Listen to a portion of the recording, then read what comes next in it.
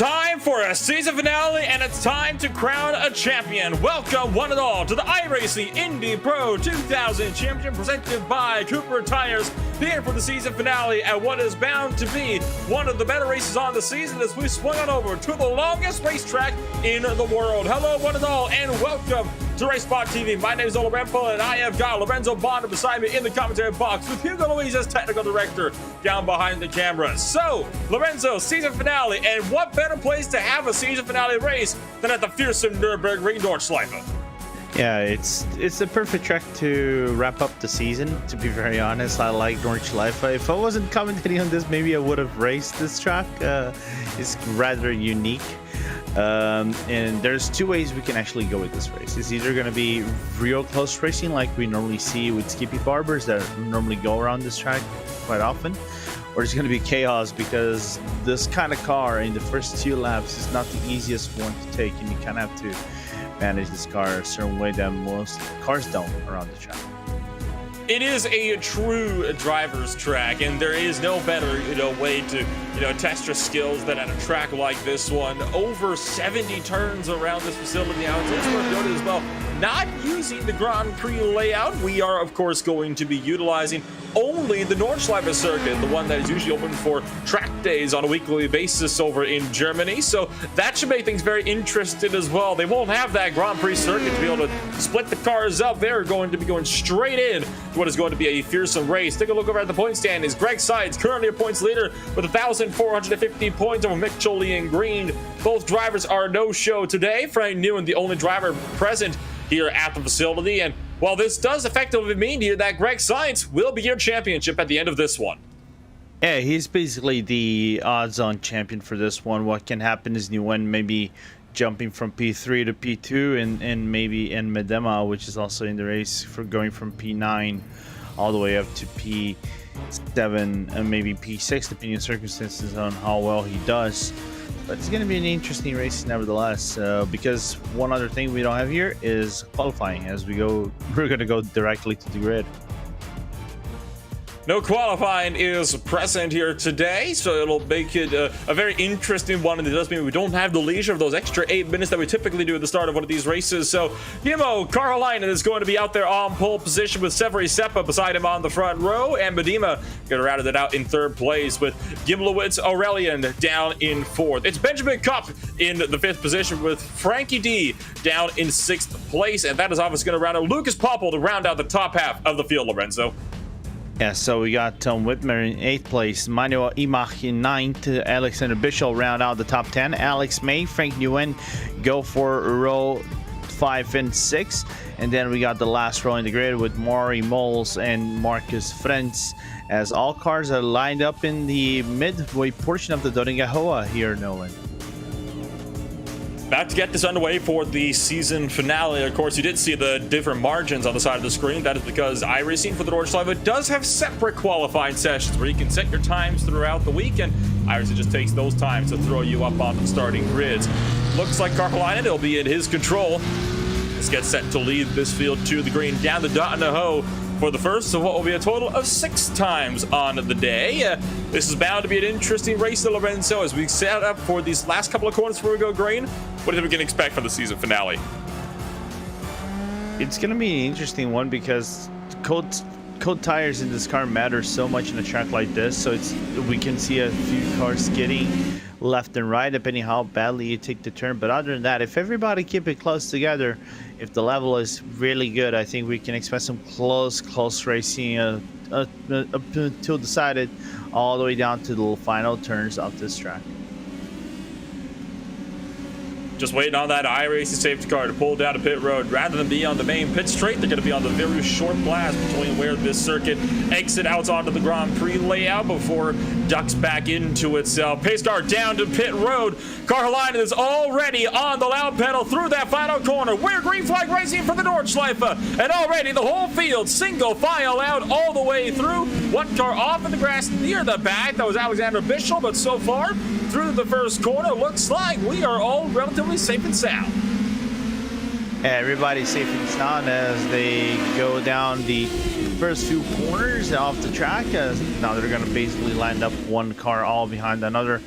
now it's kind of like finding your own pace, your own rhythm, and then I think through the mid portion of the track, whenever they actually reach maybe Siphon or Breakwork, is where things can start to kick off a little bit. One car getting a little bit sideways. I think that was Benjamin Kopke that had himself a bit of a moment there. And I can already tell you right now that 6 car has lost his front wing, and it has not been a good start for him. Ran over the back end of Lucas Poppel as he got loose, and you see him just losing spot after spot, especially through these faster sections of the racetrack. Look at the double left-hand kick, and he's got Manuel Imach right behind him, and you're riding on board with, that was Tom Whitmer we're riding on board with the gearbox from, and look at the side-by-side battling. There is Kopke without a front wing on the right side, falling back in a hurry. Up in front, Murray Moles trying to make a run on Imach. Yeah, it's not the easiest place if you want to make a move on Schwedenkreuz, as I think someone locked up the rear wheels, and that is Manuel Imach, and apparently he has some considerable damage in his car.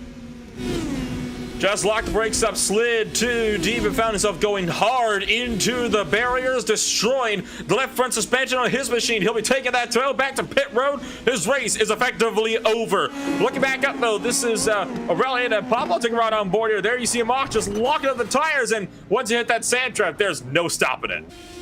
No, there's no stopping it, especially with the cold tires and going deep in the brakes. I think that was a little bit of a recipe for chaos, and unfortunately, Imach just going back to the pits. But other than that, only a few cars. Everybody's still on the track. I think only a few cars that are actually injured, despite Imach's going back to the pits. The other car being Marcus French apparently got involved in an issue as well. It has not been a very fun ride for a few drivers out there so far today, but for others, it's still looking strong. That's the number 7 machine of Timo Karhalainen, who has so far been doing a great job of keeping his machine up in front, has been keeping it clean. You can see Severi Seppa, who was right in behind. Take a look on board. This is on board with 8th place runner Alex May, trying to run down the 7th place driver of check that, that's D right up the road from him. Check this. Sorry, Tom Whitmer. I am all over the place at the moment. I am so sorry, but Alex May trying to run down Tom Whitmer. That is your battle for P7 on the course, and Whitmer's gonna have to watch out for Alex May. He's got a big head of steam behind with that draft, and the draft is oh so powerful in cars like these that we've seen like tracks at Road America. Yeah, I think in the draft, I think we talk about being powerful. I think there is no other track that the draft is as powerful as Nordschleife, right? So expect some cars going side by side any time now, as we're probably going to see May going on the inside of Whitmer on the left hand side, but he just doesn't go for it because there is apparently no room whatsoever to make that move. That's not a really wise move to make passes down these very long straightaways. Yes, the straights are long, but there's a lot of little kinks that really split them up. It's a risky thing to do, so Alex May going to take the wise move and back out. Heads up for Maury Moles, who's looking to close in just behind. You see the other cars starting to look left and right, trying to see if he can make him a couple of positions as well. Going to be coming up to the carousel for the first time tonight. Should be an interesting run through here. Typically with open wheel cars, you'll see some drivers, taking the run around the outside line to get off the banking. Not in the Indy Pro 2000, though. Everybody wants to utilize all of that car banking to their advantage, but Alex May showing why sometimes it's not the best idea. No, it doesn't, because actually the car got into the inner curve, and if you flip the inner curve even so slightly, the car goes off and there goes side by side. Oh no. Both cars go around. Alex May and Maury Moles collect each other, and Alexander Bitchell gets collected as well with nowhere to go. Kopke with no front wing still barely slides his way through. A big crash sees 3 cars eliminated in one instance. Just got clipped right there. You see the 14 car at the back end comes back around, just takes out the 11, and poor Bitchell nowhere to go, completely unsighted. Oh dear. Hi, Maury. What can I tell you, Maury? I'm probably going to tell you on Discord later that if there's a corner you shouldn't go side by side, is the Hoa. As he tried to stay on the inside, on the entry of the turn, but you cannot go side by side. It's very hard to make that corner properly, and you can see the cars touching wheels, and all hell broke loose after that. So it's really unfortunate for all cars to be involved right there. It's going to be a lengthy tow, but we still have some battles around the track. Among those battles, the battle for third is raging on. Abedima trying to fend off Lucas Poppel coming to the close of lap number 1, and well, just a couple of miles here, and Popple going to duck through what is often referred to, I would think, as, you know, kind of a secondary carousel, so to speak. There you can see Carolina, who's down to second place, so somewhere Severy Seppa managed to punch his ticket through and overtake him for the race lead, and by some margin as well. We'll have to take a look, see if we can maybe find where that pass took place. We'll take it right on board. This is with Carolina. That was through the second carousel. Oh, into the grass, and struggling to hang on. Keeps it out of the barrier, but there you see Severy Seppa go right through. Yeah, Severy just going right through without too many hitches. But now the thing is, there's something called a Doringahoa. So every second or every bit of second that you lost, you can make up right here. As you can see, I think right behind Lucas Popple and Medema going on the inside of now what's to be Tiergarten, and let's see who's going to make it out on the turn. Apparently Medema will. Medema a little bit more confident around the outside, is able to keep Lucas Popple at bay through that final corner. Medema holds on to third place for now through the first lap of the race. Only a 5-lap race, doesn't sound too long, but all of that action that you just saw, that was in the span of just 1 lap. A lot can happen. This is the longest track in the world at the moment, at least the longest permanent track in the world. It means you can have some pretty crazy stuff over the course of 1 lap. Lucas Popple trying to see if maybe he can find a way through in this opening sector, but just no room in these twistier sections.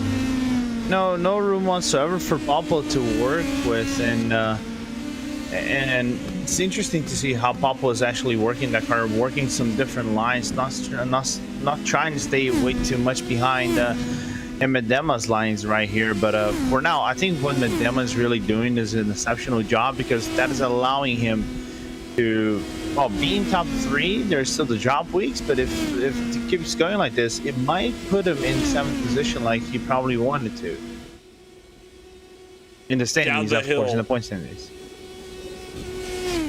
Popple looking over to the right side, gonna try this one again in the run-up to Arnberg, and this is not gonna work out. Sure enough, Popple has to back out. You really cannot go flat out through that section as much as you might like. You go over that crest and you just have to back off. Popple tempting fate with the curbs, which is honestly something that a lot of drivers would probably advise against, just because of how high these curbs can move up sometimes to come and greet you with these open-wheel cars. It is just asking for you to take too much. Up the hill, out of Foxhole, and now deep on the brakes. Lucas Popple doing a good job at hanging tight with Medema, but he's just got to try to find a good place to try to squeak through.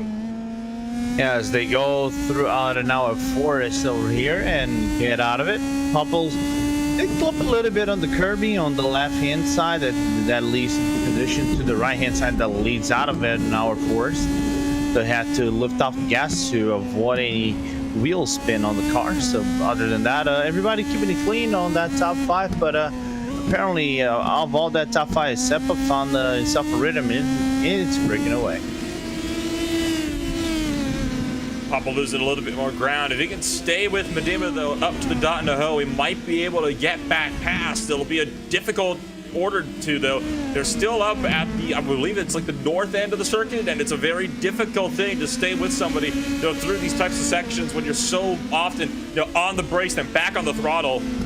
It's almost more of a confidence game. How fast do you dare to take it to some of these corners, especially this one right here where there is almost no runoff area whatsoever. You know, there's a reason why F1 stopped racing here, and it is that lack of runoff. It's a very treacherous facility, especially for these open wheel machines. And this is not the only battle, and throughout all of this, you probably noticed those 2 cars just behind this criminal as well. That's actually a battle as well for 5th and 6th place, about the same distance apart as these 2 drivers are between Frankie D and Gimlowitz Aurelian. So you got a lot of drivers here that are still looking a bit tighter on course, despite a lot of the drivers behind these top 5 battles haven't been split up due to attrition.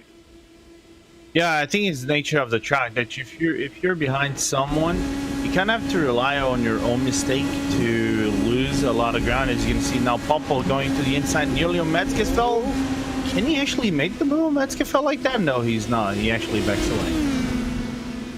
Tell you what, these guys always make me nervous when they try to go side by side like that. I know how tempting it is. I've been in a situation myself, and Popple a bit too quick into the grass with 2 left tires on the left side, but manages to actually keep it together, so he'll just be able to stick through him. Now, we saw the last time through, Medema did not have the best of runs here through this carousel. We'll have to see if he'll be able to get it better this time round, and it looks like he will.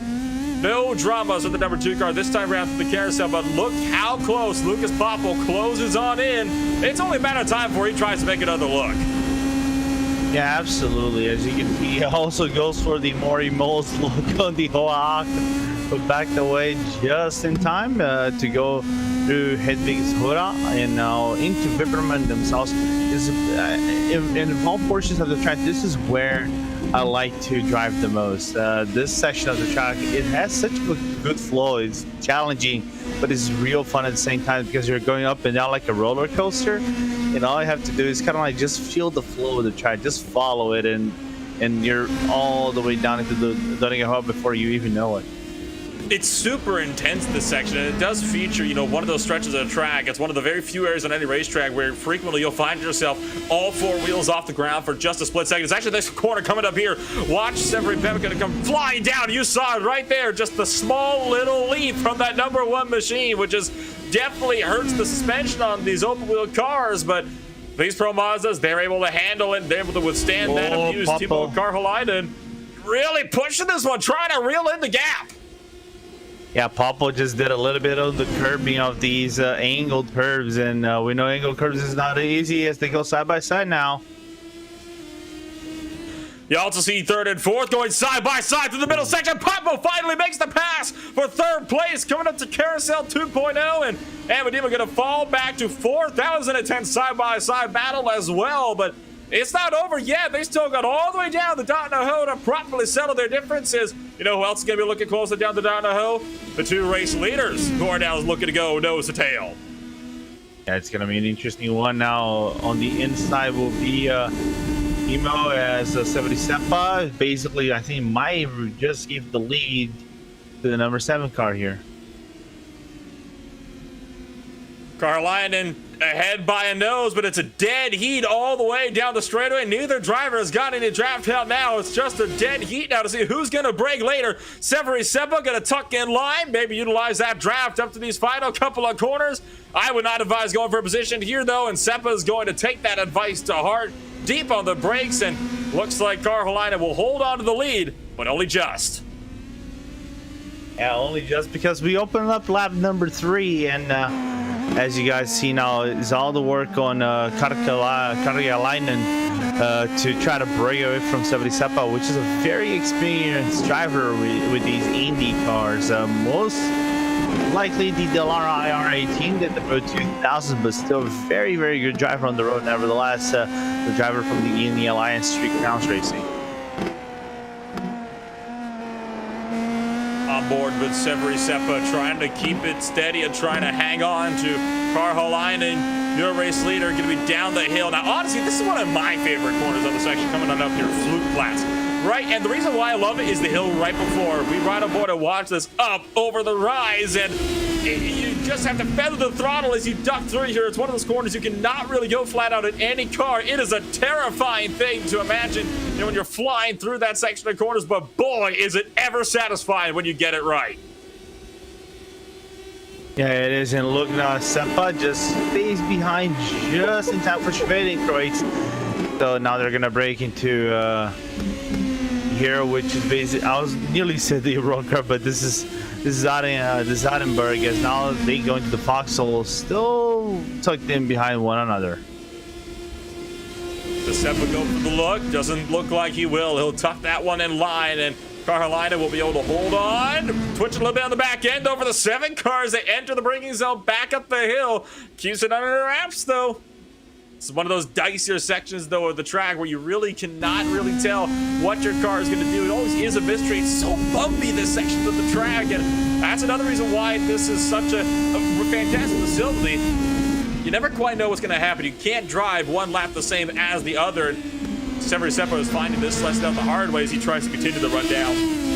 Karhalainen right in front of him.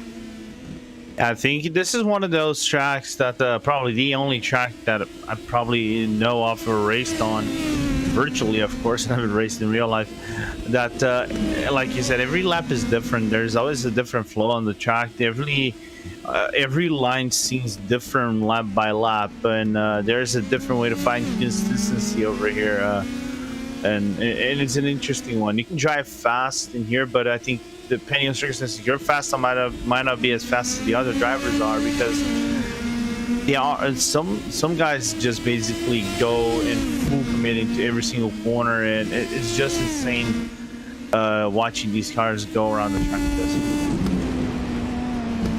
On board with Lucas Poppel in that 4th position, trying to run down Ambedima up in the final podium spot. He's got a couple of opportunities to potentially make that look down these longer straightaways at the top end of the racetrack, but it could prove a difficult challenge. The problem with these straights compared to straights like the Dot-Naho is they're always broken up by these little high-speed kinks that there really is only one good line through, and it makes it so difficult to run side by side with somebody through there without sending one of you with these drivers into the wall, which is why it's so rare to see faster cars like these ones actually going side by side through sections of tracks like this. That's not going to stop Lucas Poppel, though, looking down to the right side, and is going to get a pass done on Ambedima, trying to go up into 3rd. Ambedima's not backing out yet, though, and he still's got the nose in there. Finally decides to chicken out as they go through the cake. Yeah, because you really don't want to go side by side going through Mutarva, as Medem, I think, wisely backed off gas just in time and allow Poppel to get the run in. As you see now on the right hand side, the battle for the lead between Seppa and Karjalainen. So it's going to be an interesting one, how they negotiate through these next 2 laps as they go into the 3rd sector of this 22-kilometer track. Looking up to the battle for the race lead, Severi Seppa and Timo Karjalainen still looking to tango, and this is like one of those battles that's going to remain just about where it is until they get to the Dot-Naho. On board with Seppa at the moment, really tempting fade with these curves. You saw Karjalainen also tempting fade on the left side, the back end of his machine twitching around, and it's honestly one of the funner sections of the track. As you mentioned before, this is one of your personal favorite sections, and I can't say I blame you. Well, I personally like the first section because I feel like there's a little bit more feel to it. This section of the track definitely includes the challenge. I've been racing, I've probably honestly done several dozen laps fully around the Nordschleife. Only a handful of those have ever really been clean. This is not a track necessarily for me, but you can even see right there why I like this section of the track a lot as well. You saw the suspension kind of compress as he slams down to the ground over the small little jump and then down the hill. You can hear him feather the throttle, just tempting every single curve, and it's one of those tracks where you have to race the track as much as the drivers in front of you. True that. It's funny. I like to make an association around the track, right? That the skill progression or the level progression gets harder and harder. Like the first sector, it's easy stuff. You don't have too many fast corners. The majority of them are middle to low speed corners. Maybe the only big exception might be Flugplatz and Schwedingkreuz, and even at the entry to an hour might be another exception as well. Second part, a little bit harder. You have more braking lines, but you're going up and down even to the lowest portion of the track. You have some very tricky corners, but this 3rd one is hard. Like, I like it because it is hard, and it's so good to nail that sector specifically. That challenge, that thrill that you get makes this track exhilarating. Severi Seppa closes from a 9/10 gap down to just 1/10, and is all over the gearbox now of Karjalainen approaching the penultimate lap as they once again get on the binders and run through this final series of corners before they cross start finish again. Karjalainen a little bit wider off of that final corner than Severi Seppa was. This is now lap 4 out of 5. Only 2 laps remaining. Severi Seppa is slowly but surely running out of time.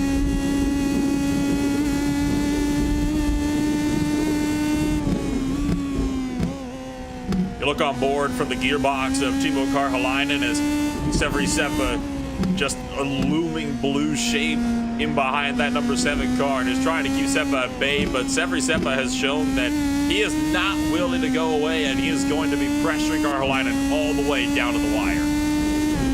Yeah, he is, and I think we know where this might end. At the final lap, maybe a battle at the Doringahoa, both drivers going side by side, deciding a Tiergarten to see who's going to win this. Hopefully still side by side. You can actually make side by side with those cars, but let's see how that run-up goes. Side by side is not a place you usually see it. Coming up to Arenberg, and Severi Seppa's got a little bit more of a gap. Swinging a bit too wide, though. Nearly clips the grass and is forced to back out to avoid being spat off the track. Seppa, what a valiant effort from the #1 car, but he's going to have to wait just a little bit longer. Yeah, he's going to have to tuck back all the way down into Bergberg once again, unless a mistake happens from Karjalainen and the door opens again, but here they go into Adenauer Forest.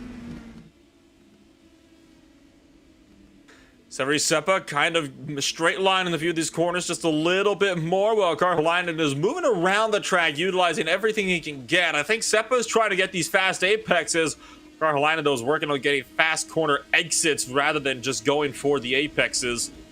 Both strategies are equally valid on different sections of track at this facility, which honestly does kind of bring up another good point. You really can't almost, utilize, one style of driving, so to speak. You kind of have to adjust it a little bit as you go on throughout the lap. Like, what we're seeing Karjalainen be able to utilize his strategy of moving around the track and using everything he can get a little bit more in that last sector, but when you get all these fast kings, straight line as many corners as possible is where you want to be, and that's where this track plays at the strengths of Severi Seppa. Yeah, like I said, it's one of those tracks where lap changes, the lines changes kind of like every single lap. It's very hard for you to keep the same lines over and over and over again. You're eventually going to have to take a different approach to a certain corner, maybe take a wider angle or a tighter angle into the entry, or maybe exit. So it's one of those things that made this track a whole lot interesting, because you come from a very fast sector, and you kind of close the tires from the Donigahoa, and then maybe also the backstretch uphill into Schwedenkreuz and Arenberg, and the tires still try to build up the heat. And once it builds up the heat, you're kind of prone to make mistakes that kind of shred 1/10 of a second here and there, but you eventually get back up. So this one makes one of those tracks rather unique, and you have to practice to make it perfect over here. Otherwise, it doesn't work. Seppi is closing.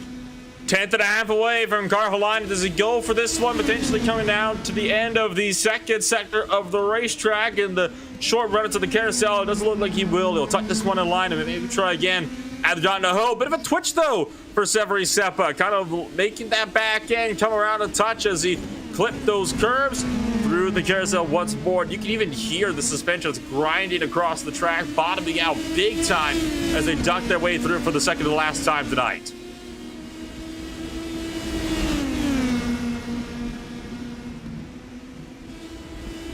I'll give Severi Seppa one thing, though. While Karjalainen overall does go a little bit quicker, through these middle sections, Lorenzo, he is definitely doing a great job at being able to just make sure that he stays close enough that he can still get those great runs down the Donigahoa. Yeah, I think that one thing that makes it a little bit easier for both drivers, the fact that they're both going faster. Their laps are basically kind of like mirror one another. Of course, that the Karjalainen has the fastest lap of the race, still within the 23s, the only driver within the 23s. But their last lap basically equal, and of course for Seppa might be aligned with the fact that you had the draft going to the Donigahoa and the other parts of the track.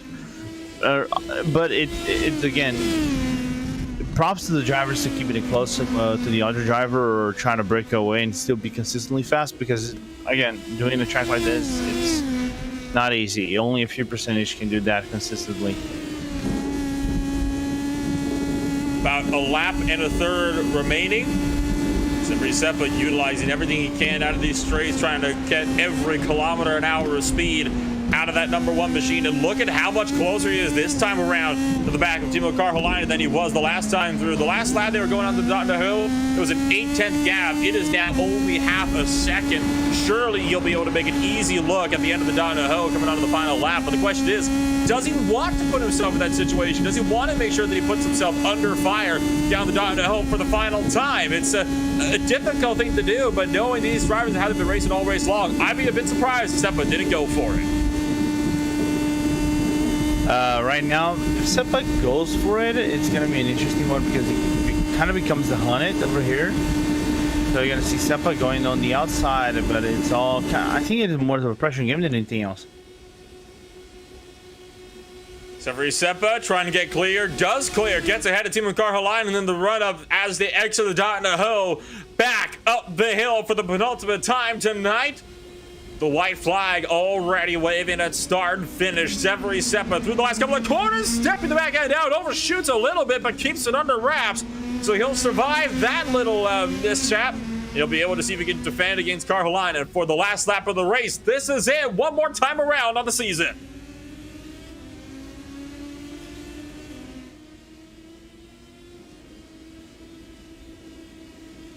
Ducking and weaving through this first section of the lap. Gonna be hard on the brakes as they throw their way up through the Hatzenbach section. It's definitely one of the tighter sections of the racetrack where you just cannot go side by side in any car, let alone the iRacing Indy Pro 2000 machines that we're running here today. Karjalainen, though, is gonna have a great head of steam here. Could be able to potentially make a move in a Flug Flats, but are you really brave enough to make a move in at that location? Nope. I think no one is. That's unsurprising.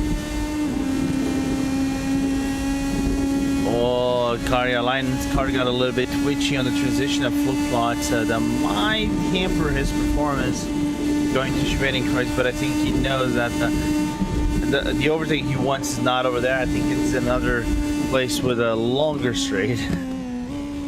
You saw it, you even watched it on there with those rev lights. He was lifted off the throttle every time he got a bit close. He is deliberately staying behind Severi Seppa. He's trying to set him up for the dot in the hoe. He does not want to be the car in front, because if there's ever a place you want to be behind somebody on a straight so you get a good run, it's going to be the dot in the hoe. It's one of the longest straights in the world of motorsport, and it is definitely one of the better ones you can have as well, due to the fast kinks and sweeping bends through the hard braking zones that come up immediately following it. It's always a risky place to try to pass at the end of the dot in the hoe, but I've seen some crazy things at this racetrack, Lorenzo, and going side by side through those final series of corners would be far from the most interesting thing I've seen.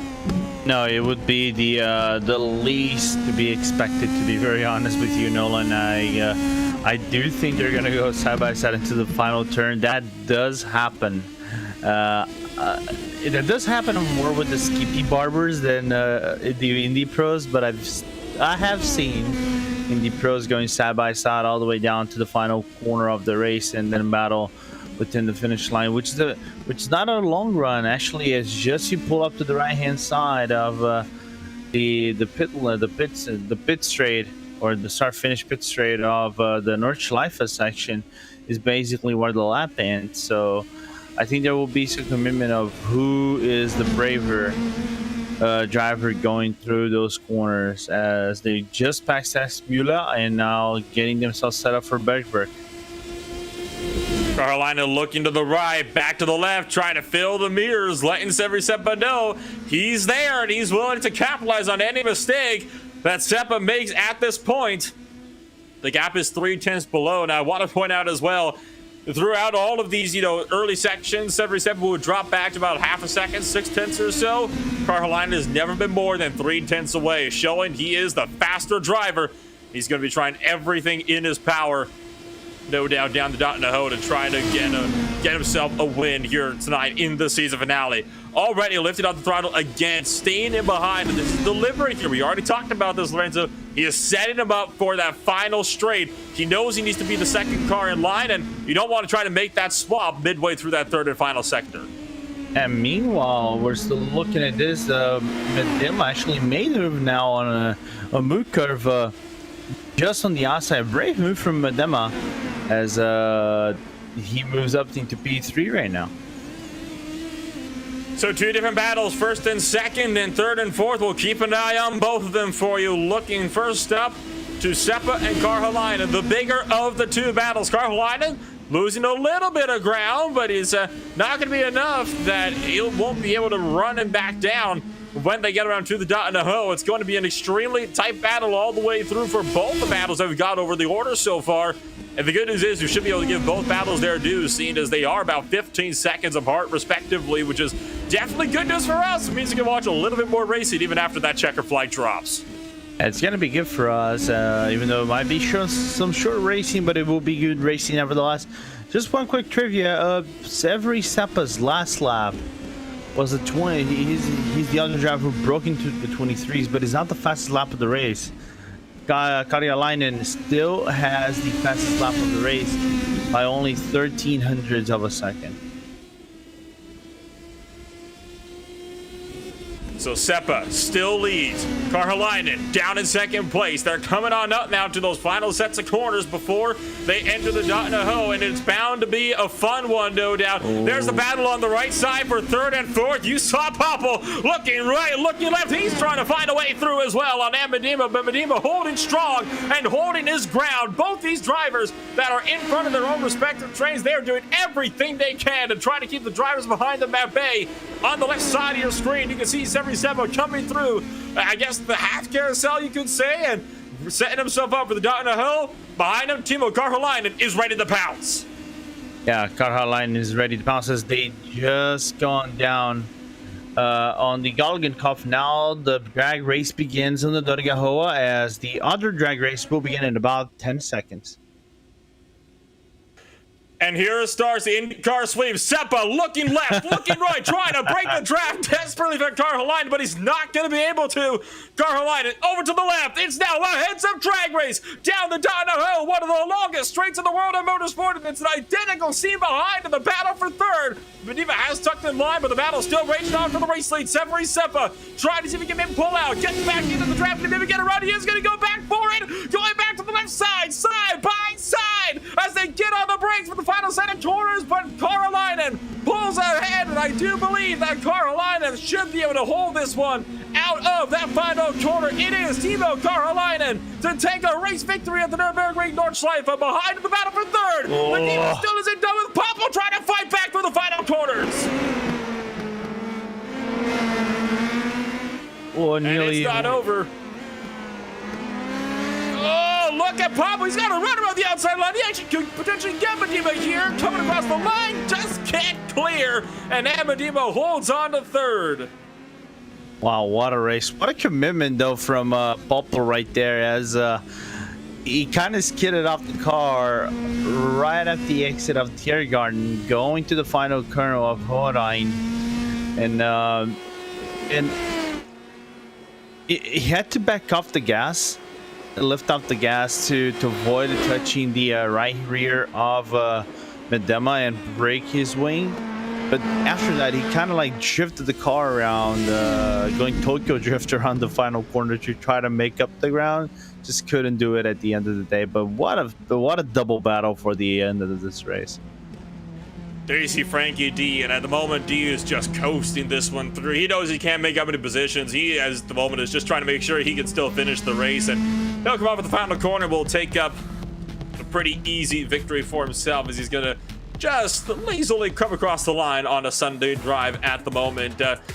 There are some cars out there, but of course they are so far back they will not be able to make up any kind of position. So we'll take a look now at the post-race results. Timo Karjalainen takes victory with it finish 1-2 being rounded off by Severi Seppa, just 0.4 of a second behind. Medema holds on to third place with Lucas Popple hot on his heels to round out fourth place. Gimlowitz Aurelian rounds out the top five with Tom Whitmer in sixth place, with Frank Newman rounding out the top half of the field, Lorenzo.